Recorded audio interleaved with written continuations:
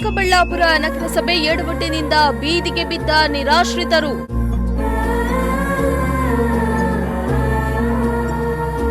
ನಗರಸಭೆ ವತಿಯಿಂದ ನಿರಾಶ್ರಿತರಿಗೆ ನಿರ್ಮಿಸಿದ್ದ ತಾತ್ಕಾಲಿಕ ಶೆಡ್ಗಳು.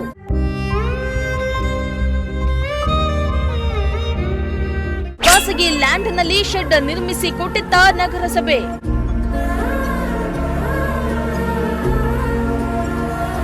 ಎಸ್ ವೀಕ್ಷಕರೇ, ಚಿಕ್ಕಬಳ್ಳಾಪುರದಲ್ಲಿ ಬೆಳಕಿಗೆ ಬಂದ ಮನ ಕಲುಕುವ ಘಟನೆ ಇದು.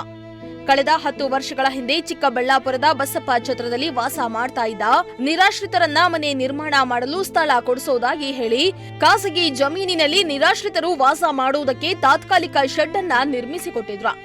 ಆದ್ರೆ ಈಗ ಜಮೀನು ಮಾಲೀಕನ ಕಡೆಯವರು ಬಂದು ಜಾಗ ಖಾಲಿ ಮಾಡಿ ಅಂತ ಹೇಳ್ತಾ ಇದ್ದು ನಿರಾಶ್ರಿತರ ಕಣ್ಣೀರಿಗೆ ಕಾರಣವಾಗಿದೆ. ಹೌದು, ಈ ಜಾಗವನ್ನ ಒಮ್ಮೆ ನೋಡಿ. ಇದು ಪ್ರಾಣಿಗಳು ವಾಸಿಸೋ ರೀತಿ ಇದೆ. ಆದ್ರೆ ಇಲ್ಲಿ ದುರಾದೃಷ್ಟ ಅಂದ್ರೆ ಮನುಷ್ಯರು ವಾಸಿಸುತ್ತಿದ್ದಾರೆ.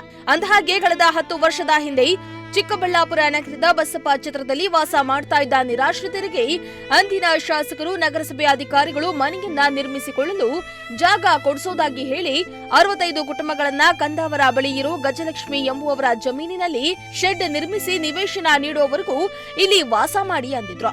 ನಿರಾಶ್ರಿತರು ಕಳೆದ 10 ವರ್ಷಗಳಿಂದ ಈ ಕೊಳಕು ಜಾಗದಲ್ಲಿಯೇ ಬದುಕು ನಡೆಸುತ್ತಿದ್ದಾರೆ. ಈ ಅವಧಿಯಲ್ಲಿ ಇವರಲ್ಲಿ 40 ಕುಟುಂಬಗಳು ನಗರಸಭೆಯಿಂದ ಸಿಕ್ಕ ಸೈಟ್ಗಳಲ್ಲಿ ಮನೆ ನಿರ್ಮಿಸಿಕೊಂಡು ವಾಸ ಮಾಡ್ತಿದ್ದಾರೆ. ಆದ್ರೆ 20ಕ್ಕೂ ಹೆಚ್ಚು ಕುಟುಂಬ ಕಡು ಬಡವರಾಗಿದ್ದು ಮನೆ ಕಟ್ಟಲು ಹಣವಿಲ್ಲದೆ ಅಂಗವಿಕಲ ತಂದೆ ತಾಯಿಯನ್ನ ಪೋಷಣೆ ಮಾಡಿಕೊಂಡು ಇಲ್ಲೇ ಇದ್ದಾರೆ. ಆದ್ರೆ ಈಗ ಏಕಾಏಕಿ ಖಾಸಗಿ ಜಮೀನು ಮಾಲೀಕನ ಕಡೆಯವರು ಜಾಗ ಖಾಲಿ ಮಾಡುವಂತೆ ಬೆದರಿಕೆ ಹಾಕಿ ಮನೆಯಲ್ಲಿರೋ ಸಾಮಗ್ರಿಗಳನ್ನ ಹೊರಹಾಕಿ ಶೆಡ್ಗಳನ್ನ ತೆರವು ಮಾಡಿರೋದು ನಿರಾಶ್ರಿತರ ಆಕ್ರೋಶಕ್ಕೆ ಕಾರಣವಾಗಿದೆ. ಇಲ್ಲಿ ತಾತ್ಕಾಲಿಕ ಶೆಡ್ಗಳಲ್ಲಿ ಇಷ್ಟು ದಿನ ವಾಸ ಮಾಡ್ತಾ ಇದ್ವಲ್ಲ ಸರ್, ನಾವು ಇಲ್ಲಿ ಬಂದ್ಬಿಟ್ಟು ಇಮಿಡಿಯೇಟ್ಲಿ ಬಂದು ಅವರು ನಾವು ಎಲ್ಲ ಕೆಲಸಗಳು ಹೋಗಿದ್ವಿ ಸರ್. ಮನೆಗಳಲ್ಲಿ ಯಾರು ಇರ್ಲಿಲ್ಲ, ನಮ್ಮ ತಾಯಿಯವ್ರು ಎಲ್ಲೋ ಹೋಗಲ್ಲ, ಅವ್ರ ಕೈಯಲ್ಲಾಗಲ್ಲ, ಮನೇಲೇ ಇದ್ರು. ಬಂದು ಎಲ್ಲ ರೇಖೆಗಳು ಕಟ್ ಮಾಡ್ತಾ ಇದ್ರು. ನಾವು ಕೆಲಸದಿಂದ ಹಂಗೆ ಓಡ್ ಬಂದ್ವಿ ಸರ್. ಬಂದ್ಬಿಟ್ಟು ನೋಡಿದ್ರೆ ರೇಖೆಗಳು 2-3 ಮನೆ ಕಟ್ ಮಾಡ್ಬಿಟ್ಟಿದ್ದಾರೆ ಸರ್. ಆಮೇಲೆ ನಾವು ಜಗಳ ಎಲ್ಲ ಮಾಡಿ ನಿಲ್ಸಿದ್ವಿ.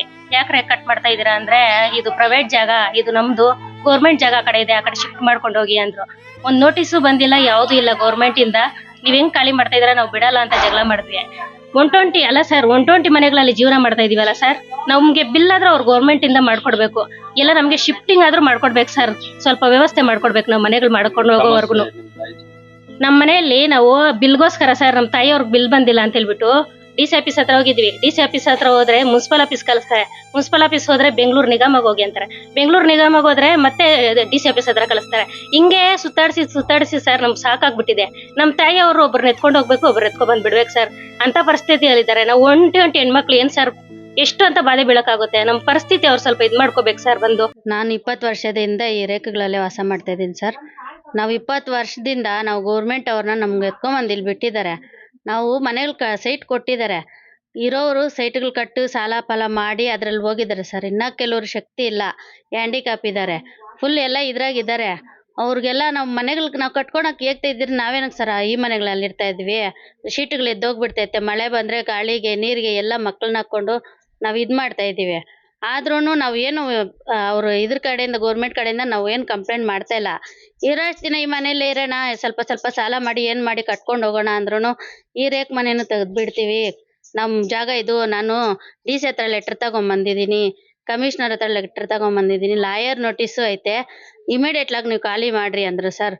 ನಾವು ಖಾಲಿ ಮಾಡೋಕ್ಕಾಗಲ್ಲ ಸರ್, ನಾವೆಲ್ಲಿ ಬೀದಿಯಲ್ಲಿ ಬೀಳ್ಬೇಕು, ಬಾಡಿಗೆ ಕಟ್ಟೋಕ್ಕೂ ನಮ್ಮ ಹತ್ರ ಇದಿಲ್ಲ, ನಾವು ಹೆಂಗಿರ್ಬೇಕು ಅಂತ ಹೇಳ್ತಾ ಇದ್ರು ಕೇಳಿಸ್ಕೊಂಡಿಲ್ಲ ಸರ್. ಅವರು ಕಟ್ ಮಾಡಿಬಿಟ್ರು, ಮನೆ ಸಮೇತ ಹಂಗೆ ಐತೆ ಸಂಸಾರ, ಹಂಗೆ ಕಟ್ ಮಾಡಿಬಿಟ್ಟಿದ್ದಾರೆ ಸರ್. ಬೇಕಂದ್ರೆ ನೋಡಿ, ಇನ್ನು ನಮ್ಮ ಪರಿಷ್ಕಾರ ಯಾರು ಕೊಡೋರಿಲ್ಲ ಅಂತ ಹೇಳ್ಬಿಟ್ಟು ನಾವು ಈ ತರ ಇದ್ ಮಾಡಿ ಮಾತಾಡ್ತಾ ಇದ್ದೀವಿ ಸರ್. ನಮ್ಗೆ ಯಾರಾದ್ರೂ ಹೆಲ್ಪ್ ಮಾಡ್ಲಿ ಅಂತ.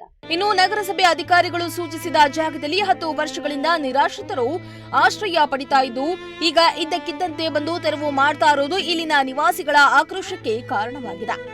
ಇಷ್ಟೆಲ್ಲ ಆದ್ರೂ ನಗರಸಭೆ ಅಧಿಕಾರಿಗಳು ಮಾತ್ರ ಪ್ರಭಾವಿಗಳ ಮಾತಿಗೆ ಮಣಿದು ಯಾವುದೇ ನೋಟಿಸ್ ನೀಡದೆ ಪಕ್ಕದಲ್ಲಿರೋ ಶೀತಲವಾಗಿರೋ ಶೆಡ್ನಲ್ಲಿ ವಾಸಿಸುವಂತೆ ಮೌಖಿಕವಾಗಿ ಸೂಚಿಸಿದಾರಂತೆ. ಆದ್ರೆ ನಿರಾಶ್ರಿತರು ಮಾತ್ರ ಅಲ್ಲಿ ವಾಸ ಮಾಡಲು ಆಗುವುದಿಲ್ಲ ಅಂತ ನಿರಾಶ್ರಿತರು ಕಾಲಾವಕಾಶ ಕೇಳ್ತಾ ಇದ್ರು. ಮಾಲೀಕನ ಕಡೆಯವರು ಶೆಡ್ಗಳನ್ನ ತೆರವು ಮಾಡಿ ನಿರಾಶ್ರಿತರನ್ನ ಬೀದಿಗೆ ನೂಕಿದ್ದಾರೆ. ತಾತ್ಕಾಲಿಕವಾದ ಶೆಡ್ಗಳನ್ನು ನಿರ್ಮಿಸಿಕೊಳ್ಳಲಾಗಿತ್ತು. ಅದರಲ್ಲಿ ಸುಮಾರು 60 ಜನರಲ್ಲಿ ಸುಮಾರು 40ರಿಂದ 45 ಜನರಿಗೆ ಆಶ್ರಯ ಮನೆಗಳನ್ನು ಕಟ್ಟಿ ಅಲ್ಲೇ ಶಿಫ್ಟ್ ಮಾಡಿದ್ದೀವಿ. ಇನ್ನೂ 15 ಜನ ಅಲ್ಲೇ ಖಾಸಗಿ ಜಮೀನಲ್ಲಿ ಶೆಡ್ಡನ್ನು ಕಟ್ಕೊಂಡಿದ್ದು, ಯಾಕಂದರೆ ಮನೆ ನಿರ್ಮಿಸ್ದಲ್ಲೇ ಇರೋದ್ರಿಂದ ಅಲ್ಲೇ ಇದ್ದರು.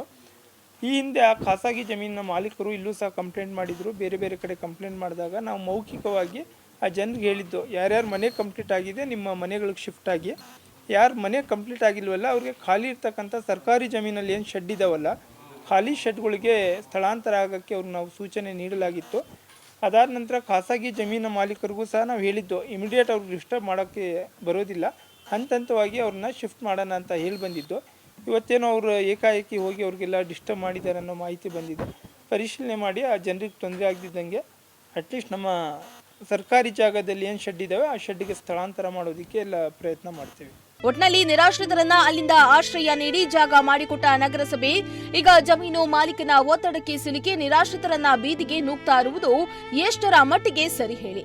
ಇನ್ನಾದರೂ ಸಂಬಂಧಪಟ್ಟ ಅಧಿಕಾರಿಗಳು ಎಚ್ಚೆತ್ತು ನಿರಾಶ್ರಿತರ ಕಷ್ಟಗಳಿಗೆ ಸ್ಪಂದಿಸುವ ಕೆಲಸ ಮಾಡ್ತಾರಾ ಎಂದು ಕಾದು ನೋಡಬೇಕಾಗಿದೆ. ಮೋಹನ್ ಕುಮಾರ್, ಪ್ರಜಾಶಕ್ತಿ ಟಿವಿ, ಚಿಕ್ಕಬಳ್ಳಾಪುರ.